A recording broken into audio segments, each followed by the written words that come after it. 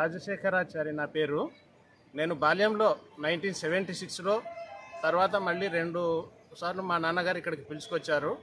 అక్కడి నుంచి వచ్చినప్పుడు అప్పుడు స్వర్ణముఖి నదిలో మా నాన్నగారు గ్రూప్ ఫోటో తీసుకున్నారు. స్పష్టంగా చాలా బాగున్నాయి. ఇది ముఖ్యంగా కార్తీక మాసం ఇది.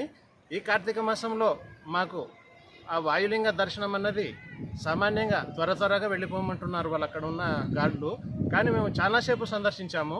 అలాగే జ్ఞాన ప్రసూనాంబిక అమ్మవారి దర్శనం కూడా చాలా ఎక్కువసేపు దర్శించాము. ఇది మా అదృష్టం అనే చెప్పాలి.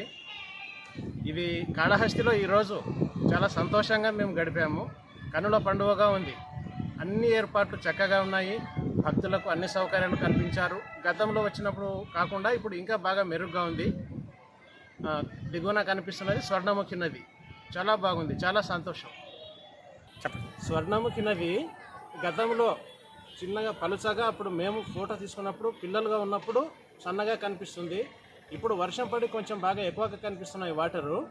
దీని గురించి అంతా కూడా చాలా చరిత్ర ప్రసిద్ధమైన స్థలం ఇది. మన భారతదేశంలో ముఖ్యంగా మన వేదభూమిలో ఇలాంటివన్నీ కూడా ఎటువంటి కొదవ లేకుండా వీలైనన్ని ఎక్కువ ఉన్నాయి. మనము వాటిని దర్శించి తరించడం అన్నది మన పూర్వజన్మ సుకృతము, మన అదృష్టం. ఇంకా ఇంతకంటే ఏం చెప్పలేను. స్వర్ణముఖి నదిలో ఒక సూది వేస్తే కూడా కనిపించేటటువంటి వాటర్ అంత స్వచ్ఛంగా అప్పట్లోనే కనిపించాయి. ఆ నీళ్ళని ఇట్లా శిరస్సుపై చల్లుకుంటే కూడా ప్రోక్షణ చేసుకుంటే కూడా ఎంతో పుణ్యము. మన వేదకాలం ఋషులంతా కూడా సంచరించి ఇక్కడ పలు విధాలుగా మనకు వేదాలు ఉద్బోధించారు.